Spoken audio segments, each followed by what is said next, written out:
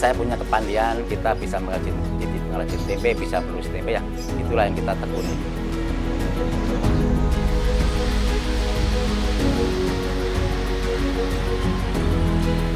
Begitu, saya bisa buktiin kalau mental tempe itu bukan mental lemah, itu aja sih.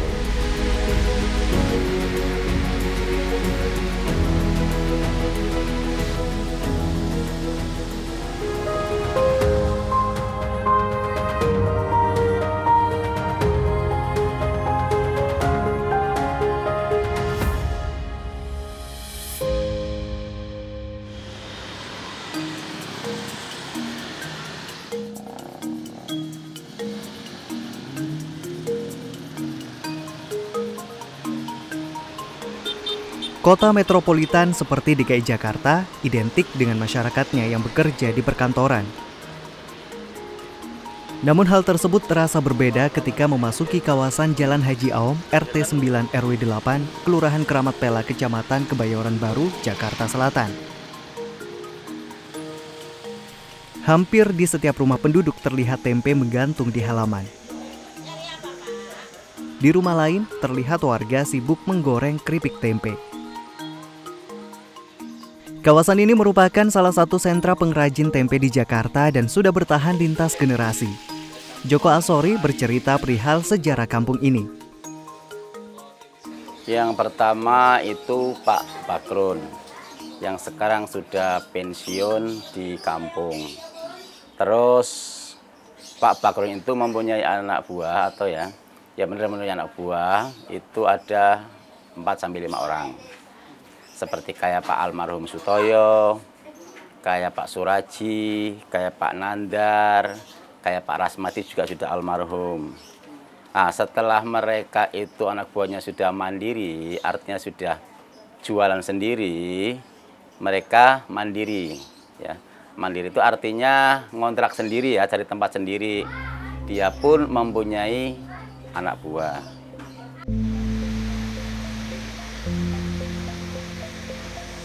Seiring perjalanan waktu, regenerasi pengrajin tempe di kawasan ini juga terus berjalan. Salah satu generasi baru pengrajin tempe di sini adalah Sutomo. Pria yang akrab disapa Tomo ini pertama kali belajar tentang tempe dari kedua orang tuanya. Oh, kalau silsilah sendiri, kayak almarhum bapak saya juga kan tukang tempe, almarhum bapak saya, terus mama saya juga tukang tempe sama tukang sayur. Tukang sayurnya tapi tukang sayur keliling kalau mama saya sendiri sih. Terus saudara-saudara saya juga ada di Cakung, di daerah Pulau Gadung juga ada juga yang dagang tempe, tapi tempenya tempe mentah, tempe yang ada di pasaran itu, sama ada yang di Tangerang juga.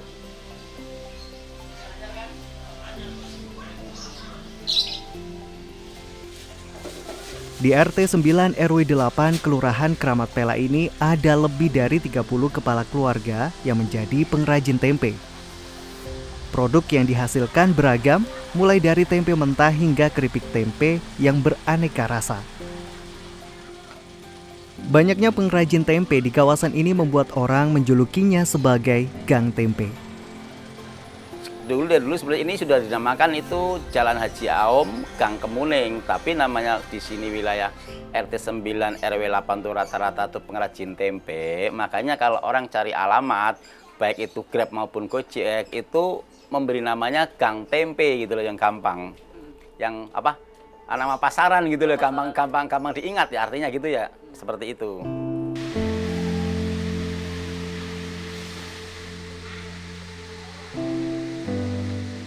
Berkembangnya pengrajin tempe di kawasan ini pun juga tidak lepas dari peran Koperasi Pengrajin Tempe Indonesia yang diketuai oleh salah satu warga Keramat Pela, Sutaryo. Ia menyebut terdapat beberapa keuntungan yang didapat oleh para pengrajin tempe yang namanya terdaftar sebagai anggota koperasi. Yang saya alami sendiri, katakanlah bahan pokok produksi tempe itu kan kedelai.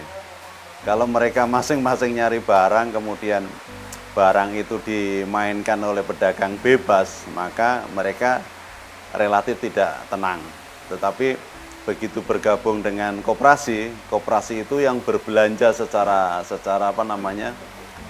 bareng-bareng, kemudian dibeli oleh para anggota. Jadi anggota relatif dengan harga yang tenang gitu.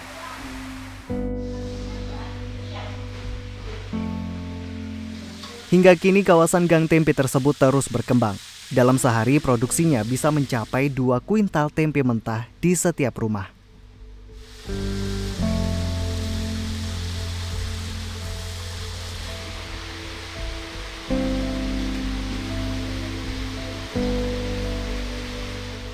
Tempe di Jakarta saya jamin semua murni, tanpa ada embel-embel campurannya, apalagi ada perwarnanya.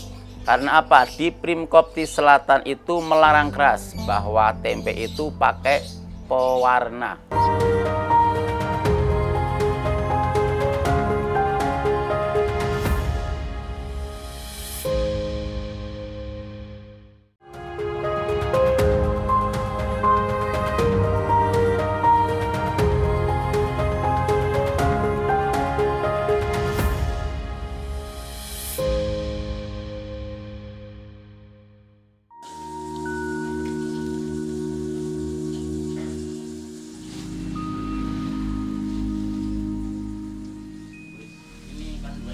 Proses pembuatan tempe tidak mudah, butuh ketelitian, kebersihan yang terjaga, serta usaha yang menguras tenaga.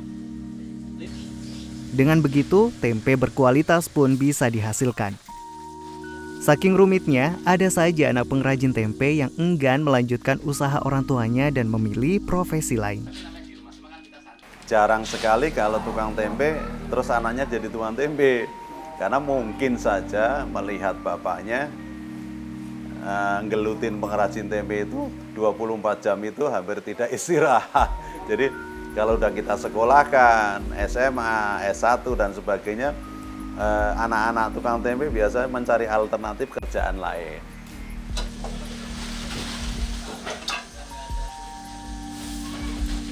Proses pembuatan tempe cukup panjang. Awalnya kacang kedelai direbus selama 2 jam hingga 2,5 jam. Setelah matang, kacang kedelai didinginkan dengan suhu ruangan selama 10 hingga 15 menit. Selanjutnya, kacang kedelai direndam selama 20 jam lamanya. Setelah direndam, kacang kedelai kemudian dicuci menggunakan air bersih. Hingga akhirnya kacang kedelai siap dikemas menggunakan plastik untuk dilanjutkan ke proses fermentasi. Secara keseluruhan, proses pembuatan tempe memakan waktu hingga 4 hari untuk siap didistribusikan. Ini ada timbangan ini satu. Joko Asori sudah menggeluti dunia tempe selama hampir 4 dekade. Menurut dia, ada 2 proses krusial yang sangat menentukan kualitas tempe mentah. Yang pertama, kalau tempe kita nyucinya bersih sudah pasti hasilnya bagus. Ya, tapi kalau nyucinya itu kurang bersih, sudah pasti hasilnya nggak bagus. Contoh, kalau kita nyucinya air yang bersih, insya Allah bersih.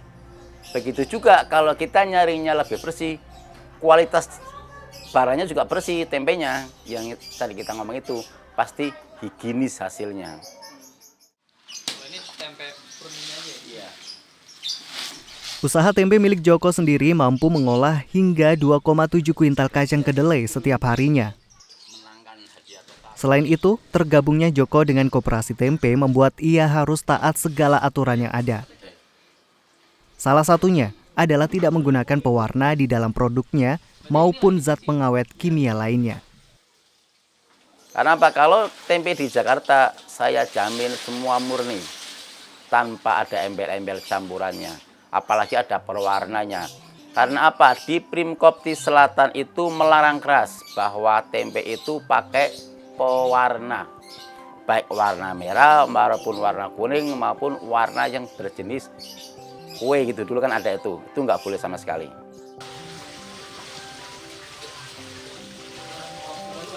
Selain tidak menggunakan bahan campuran kimia dalam proses pembuatan tempe, Joko merasa ada banyak perkembangan yang telah dilakukan oleh para pengrajin tempe di Jakarta. Hal yang paling signifikan adalah masalah kebersihan dalam proses pembuatan tempe. Kita ada perbedaan jauh. Tahun 80-an ya, pengrajin tempe masih pakai dulu ini ya, air kali. Terus gilingan juga dulu katanya diinjek-injek ya. Tapi alhamdulillah sekarang sudah modern ya. Artinya sudah serba mesin. Sekarang nggak pakai diinjek, sekarang pakai mesin ya kan. Ngerebus juga sekarang pakai drimnya drim stainless kan gitu. Jadi itu kenyataan gitu loh. Jadi kalau ada orang bahwa tukang tempe itu jorok, saya berani jamin bahwa pengrajin tempe sekarang benar-benar higienis. Satu-satunya limbah yang tersisa dalam proses pembuatan tempe adalah kulit kacang kedelai. Namun sisa kulit kacang kedelai ini biasanya dijual kembali oleh para pengrajin tempe kepada peternak yang nantinya menjadi pakan, sehingga industri tempe tidak meninggalkan limbah apapun.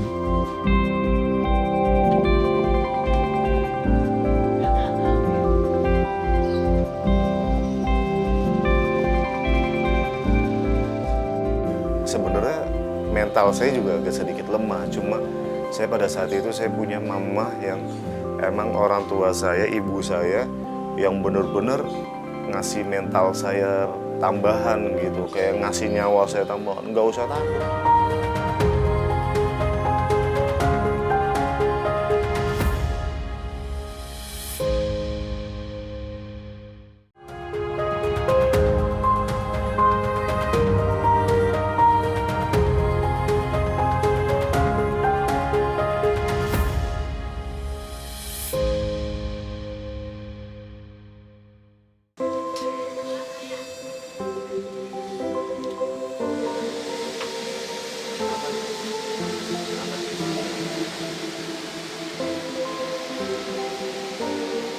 Saat ini ada sekitar 30 pengrajin tempe yang aktif berproduksi dengan merek dagangnya masing-masing di kawasan Gang Tempe Keramat Pela.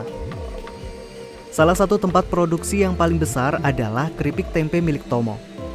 Namun, kesuksesan yang diraih Tomo saat ini tidak seperti membalikan telapak tangan. Banyak kesulitan yang dihadapi oleh Tomo ketika awal menjadi pengusaha keripik tempe. Saya coba belajar, saya coba tekunin, nah itu makanya saya baru mulainya di tahun 2012 akhir di bulan Oktober November itu. Gitu. Awal mulanya saya bikin tempe busuk, rusak mulu, rugi mulu. Berlatar belakang sebagai keluarga yang berprofesi sebagai pedagang, mental berdagang Tomo terbentuk. Sebenarnya mental saya juga agak sedikit lemah, cuma saya pada saat itu saya punya mama yang emang orang tua saya, ibu saya yang benar-benar ngasih mental saya tambahan gitu, kayak ngasih nyawa saya tambahan, nggak usah takut, baru rugi segini.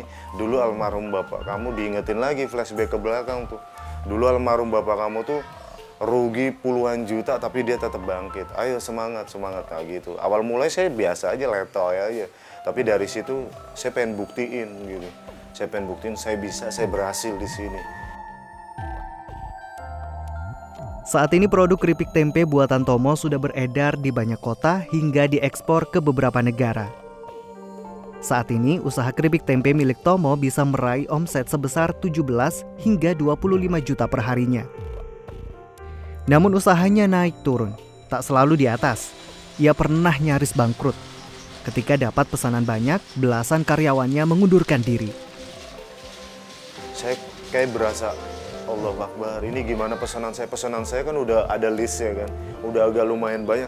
Ini gimana pesanan saya? Ini gimana saya harus nyari karyawan secepat itu dengan dapetin 14 karyawan secara tiba-tiba untuk ganti ini yang keluar itu kan. Itu saya sampai, wah saya bingung udah tuh. Saya berpikir, apa ya ini tanda-tanda bangkrut gitu. Itu 5 tahun saya berjalan tuh. Pas 5 tahun saya dagang keripik.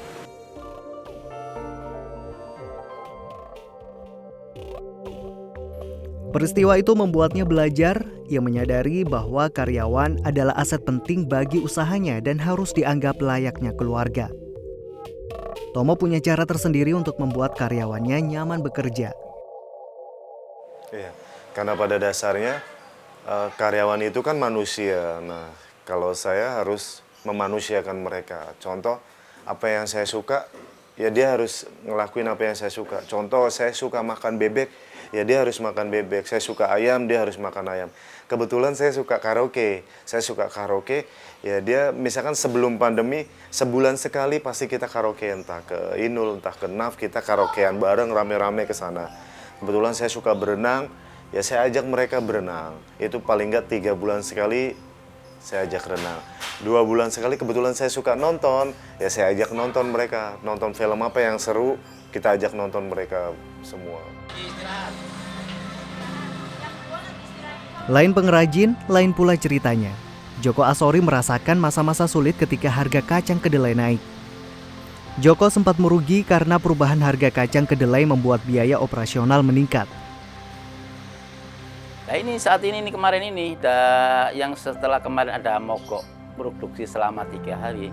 Karena begini, aku beli kacang awalnya itu 72, belum dijual itu sudah 75.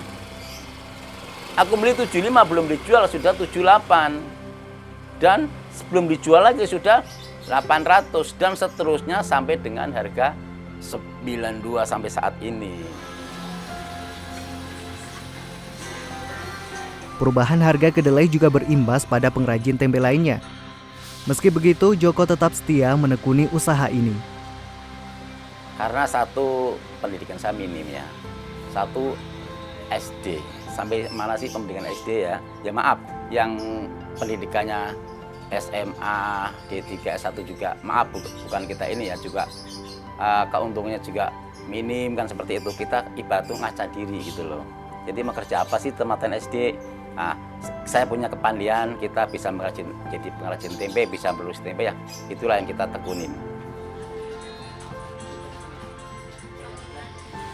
Beragam cerita manis dan pahit pasti sudah banyak dirasakan oleh para pengrajin tempe di kawasan Keramat Pela, Kebayoran Baru ini.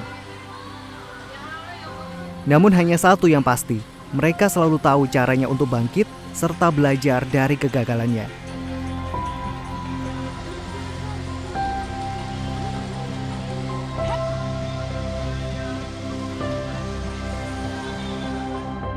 Itu kalau misalkan mulai tidak nyaman dengan adanya hadirnya pengrajin tempe tahu, itu sebenarnya pola maklun itu sudah harus bisa dilakukan. Artinya dapur bersama kayak resmi lah ya.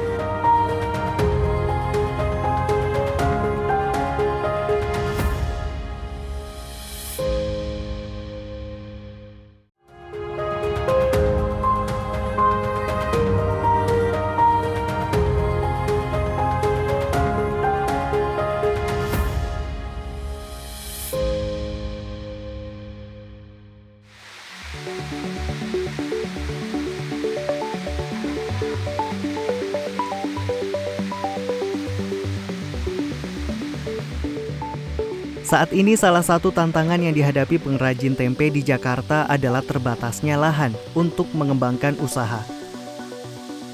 Pernah ada kasus di salah satu wilayah di Jakarta, pengrajin tempe harus terpinggirkan akibat adanya pembangunan.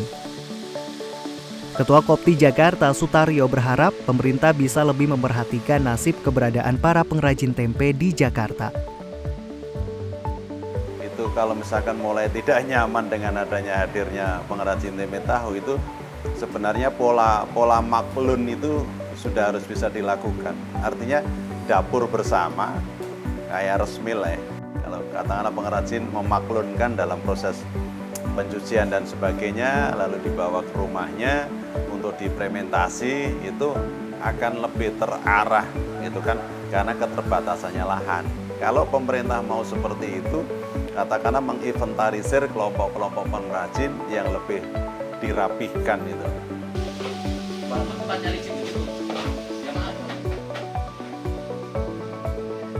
Joko Asori punya harapan lain. Ia berharap regenerasi para pengrajin tempe tetap berjalan di wilayahnya. Ia juga berharap pemerintah mau membantu sejumlah kesulitan yang dihadapi pengrajin tempe saat ini. Bahan bakunya atau kacangnya distabilkan kembali, khususnya pemerintah yang pertama. Yang kedua, pengrajin tempe ini membutuhkan yang tadi yang dinamakan alat potong. Alat potong untuk motong keripik tempe. Karena mengingat itu kan mahal sampai 3 jutaan. Nah itulah mohon kepada pemerintah kebijaksanaan kami mewakili dari pengrajin tempe khususnya di wilayah Kebayoran Baru, Kramat Pela ini. Tomo ingin membuktikan kepada orang-orang bahwa tempe tidak sepele seperti artinya selama ini. Saya berharap lebih dari tempe ini, semoga biar bisa maju ke depannya lebih pesat ketimbang orang yang tadi pikirin gitu. Ya, orang berpikir kan tempe itu kayak dulu kan di pahlawan-pahlawan kita banyak berpikir kalau tempe itu selalu jadi pacuan yang paling rendah. Sampai Bung Karno atau Bung Harto tuh, Pak Harto pernah bilang jangan jadi mental tempe. Sampai sekarang saya juga bingung gitu.